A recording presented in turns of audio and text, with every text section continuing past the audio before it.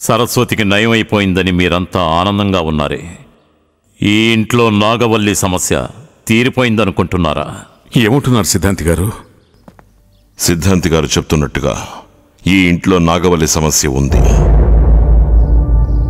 ఈ ఇంటికి వచ్చిన తరువాత ఒక్కొక్క రోజు నాకు ఒక్కొక్కరి మీద అనుమానం ఉండేది.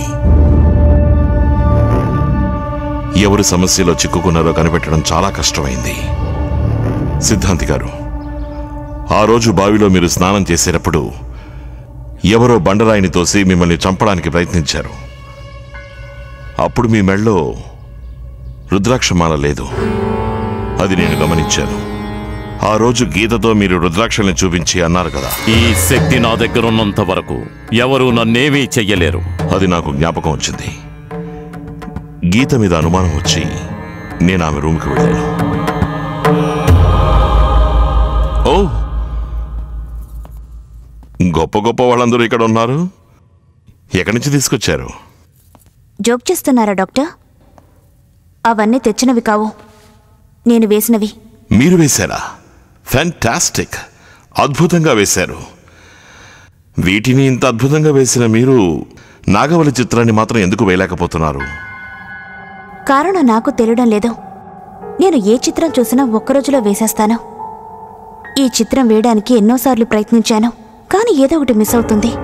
కళ్ళు అందంగా వస్తే ముక్కు రాదు, ముక్కు అందంగా వస్తే మొహం రాదు. ఎందుకో నేను చెప్తాను.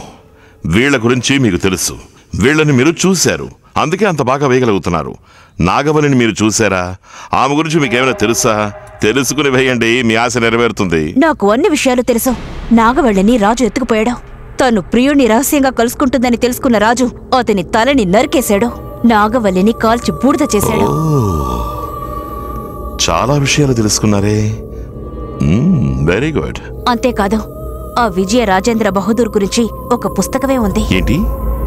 ఆ రాజు గురించి ఒక పుస్తకమే ఉందా? అవును. దాంట్లో అతను ఎవరు, అతని వ్యక్తిత్వం గురించి కూడా రాశారు. గీత చెప్పిన తర్వాత నేను లైబ్రరీకి వెళ్ళాను. ఆ బుక్ చదివి రాజు గురించి అన్ని విషయాలు తెలుసుకున్నాను. లెడ్జర్లో సైన్ చేసేటప్పుడు ఈ ఇంట్లో నేనెవరిని అనుమానించానో ఆ పేరు అక్కడ ఉంది. ఎవరిది చెప్పండి. రండి, చూపిస్తాను.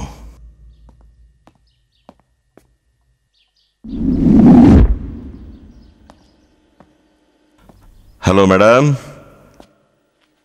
మీ రీసెర్చ్ ఎలా కొనసాగుతోంది? 90 ఏళ్లు దాటిన వాడు మీకు ఎంతమంది దొరికారు? 90 ఏళ్ళేంటి? 100 ఏళ్లు దాటిన వాళ్ళు ఈ ప్రపంచంలో 5 లక్షల మంది ఉన్నారట. ఇంటర్నెట్లో చూసి తెలుసుకున్నాను. 120 ఏళ్లు దాటిన ఎందరో మునులు ఋషులు హిమాలయాల్లో ఉన్నారట. ఆంధ్రప్రదేశ్లో 125 ఏళ్లు దాటిన వారు ఒకరో ఇద్దరో ఉన్నారని తెలుసుకున్నాను. ఇంకో 2 రోజుల్లో వాళ్ళెవరో కనిపెట్టి నా రీసెర్చ్ని పూర్తి చేస్తాను. మీరు చెప్పిన ఆ ఇద్దరిలో నేను అప్పుడే ఒకరిని కనిపెట్టేశాను. ఈ ఊళ్ళో ఉన్నారా? ఇంతవరకు అతని గురించి ఏ ఒక్క వార్త బయటికి రాలేదు. అతన్ని ఇంతవరకు ఎవరు చూసిందే లేదు. అది నాకు తెలిసింది. ఇన్ని రోజులు అతని గురించి ఎవరికి ఎందుకు తెలియలేదు? 40 ఏళ్ల క్రితమే అతని ఇక్కడికొచ్చి ఒక పాడుపడ్డ కోటకి చేరుకున్నాడు. ఇన్నేళ్లలో అతన్ని చూసి ప్రాణాలతో తిరిగి వచ్చిన ఏకైక వ్యక్తిని నేనే. ఆయన వయసు 123 ఏళ్ళు. చూసారా? నిజంగానే అతన్ని మీరు చూసారా? చూడ్డం మాత్రమే కాదు, అతని పేరు కూడా తెలుసుకున్నాను. అతని పేరేంటి? విజయ రాజేంద్ర బహదూర్.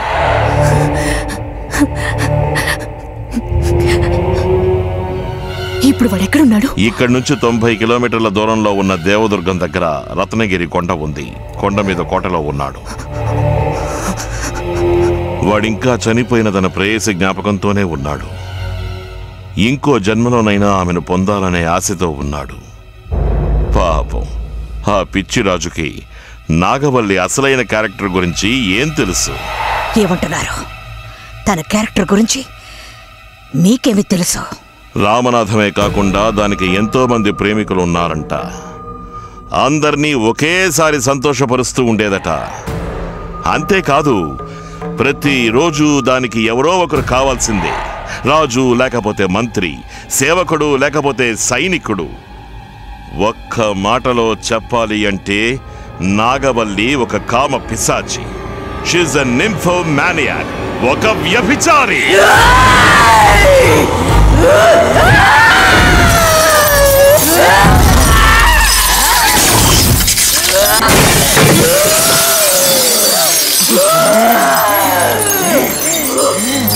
ஏய் நாயே, என்ன பத்தி உனக்கு என்னடா தெரியும்? ஏ ராமநாதனை தவிர வேற யாரையும் ஏறெடுத்து பார்த்தவன் இல்லடா நானு.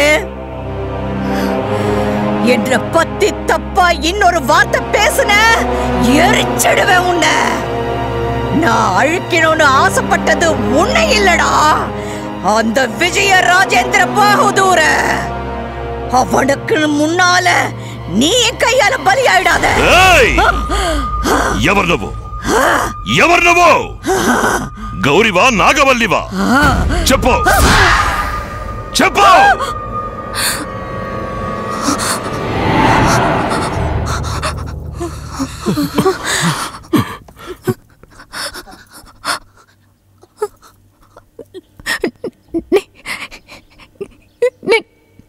నేనేం పాపం చేశాను?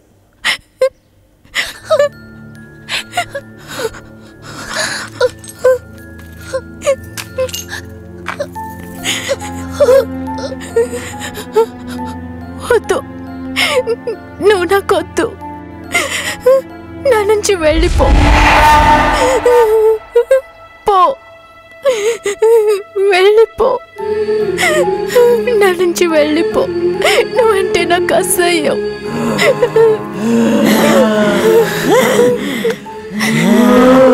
నువ్వు నాకొద్దు, నువ్వు నాకొద్దు. వెళ్ళిపో. నన్ను వదిలేసే, నన్ను వదిలేసే ప్లీజ్. డాక్టర్, నన్ను చంపేయండి డాక్టర్, నన్ను చంపేయండి. లేకపోతే నేనెవరినైనా చంపేస్తాను. Doctor please please.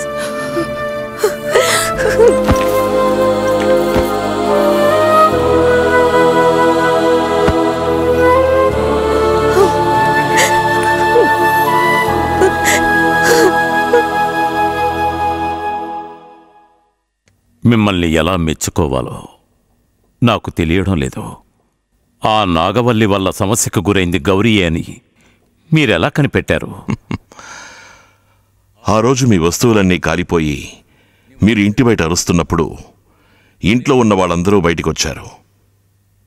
కానీ గౌరీ రాలేదు. దాన్ని నేను గమనించాను. ఒకరోజు రాత్రి నా బెస్ట్ ఫ్రెండ్ కైలాష్ ఇంట్లో విన్నానే గజ్జల శబ్దం. అదే గజ్జల శబ్దం ఎవరో పాడుతున్నట్టుగాను డాన్స్ చేస్తున్నట్టుగాను అవుట్ హౌస్ నుంచి వినిపించింది. నేను అక్కడికి వెళ్ళాను. అక్కడ ఇంకో నాగవల్లి పెయింటింగ్ చూశాను. ఒక నాగవల్లి పెయింటింగ్ ఈ ఇంటికి బహుమతిగా వచ్చింది. కానీ ఇంకో నాగవల్లి పెయింటింగ్ ఎక్కడి నుంచి వచ్చింది? అనుమానం వచ్చి లోపలికి వెళ్ళాను. ఎవరో నా మీద ఏదో విసిరేశారు. దాని నుంచి తప్పించుకునే ప్రయత్నంలో స్లిప్ అయి కింద పడ్డాను. అక్కడే ఉన్న సరస్వతి నన్ను చూసి భయపడి బిగ్గరగా అరిచింది. అదే సమయంలో ఎవరో గజ్జలు కట్టుకుని పరిగెత్తిన శబ్దం వినిపించింది.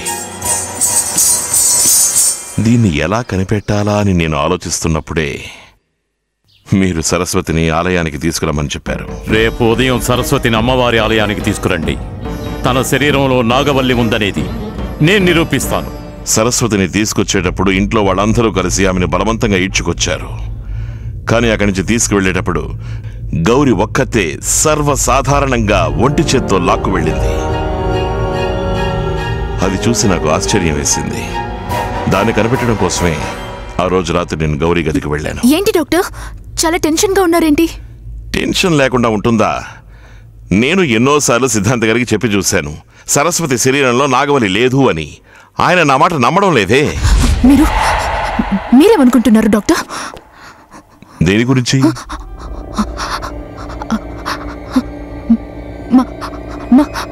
అక్క ఒంటి మీద నాగవల్లి ఉన్నట్టు సిద్ధాంతి గారు చెప్పారు కదా. అప్పుడు గౌరీ ముఖంలో ఒక విధమైన సైకిక్ వైబ్రేషన్ ని నేను చూశాను. ఆ విషయం గురించి. ఓహో, దాని గురించా? నేను కన్ఫర్మ్ గా చెబుతున్నాను, మీ అక్క ఒక మానసిక రోగి. She's a mental patient. నా అంచనా ప్రకారం ఈ ఇంట్లో నాగవల్లి సమస్య లేనే లేదు. అప్పుడు గౌరీ గొంతులో వణుకుని మాటలో తరపాటుని గమనించాను. నాగవల్లి వల్లే ఎన్ని సమస్యలు జరుగుతున్నాయని అనవసరంగా సిద్ధాంతి గారు మాట్లాడుతున్నారు. మీరంటున్నట్టు మన ఇంట్లో ఖచ్చితంగా ఆ నాగవల్లి సమస్య లేదు డాక్టర్. సరస్వతి భరతనాట్యం డ్రెస్ని ఆ రోజు నేను గౌరీ గదిలో చూశాను. అవుట్ హౌస్లో సరస్వతి పడుకుని ఉన్నప్పుడు ఆ భరతనాట్యం డ్రెస్ని గౌరీ వేసుకుని నాగవల్లిలా డాన్స్ చేస్తోంది.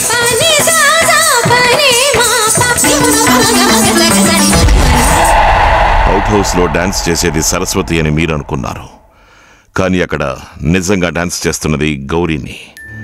గౌరీది రీసెర్చ్ మైండ్ గనుక తను లైబ్రరీకి వెళ్ళి ఆ రాజు గురించి అన్ని విషయాలు చదివి తెలుసుకుంది. నేను మొదటిసారి ఇంటికి వచ్చినప్పుడు నాకు తెలిసి కూడా ఈ ఇంట్లో నాగవల్లి సమస్య లేదు అని చెప్పాను. అందుకనే నాగవల్లి దృష్టి నా మీద పడలేదు. ఈ ఇంట్లో నాగవల్లి సమస్య ఉంది అని మీరు చెప్పడం వల్లే రెండు సార్లు మీ మీద హత్యా ప్రయత్నం జరిగింది. అలా అయితే ఆ రోజు మీ మీద దాడి చేయడానికి వచ్చారే, వాళ్ళెవరు? వచ్చిన వాళ్ళు మనుషులే, కానీ పంపించినవాడు ఎవరో ఒక మహానుభావుడు. గౌరీది రీసెర్చ్ మైండ్ అవ్వడం వల్ల ఆమె లైబ్రరీకి వెళ్ళి ఆ రాజు గురించి అన్నీ తెలుసుకున్న తరువాత లెడ్జర్లో ఆమె ఇద్దరి పేర్లతో సైన్ చేసింది. ఇద్దరి పేర్లతోనే? అవును సిద్ధాంతి గారు. పుస్తకాన్ని తీసుకునేటప్పుడు గౌరీ అని సంతకం చేసింది. పుస్తకాన్ని తిరిగి ఇచ్చేటప్పుడు నాగవల్లి అని సంతకం చేసింది. పుస్తకం చదివేటప్పుడు గౌరీగా చదువుతుంది. చదవగా నాగవల్లిగా మారిపోయింది. ఆ రాజు నాగవల్లిని ఎన్ని చిత్రహింసలు పెట్టాడు అన్నది గౌరీ పుస్తకం చదివి తెలుసుకుంది. నాగవల్లి రామనాథన్ల గురించి ఎక్కువగా తెలుసుకోవాలనే గౌరీ తమిళనాడులో ఉన్న నాగవల్లి ఇంటికి వెళ్ళింది.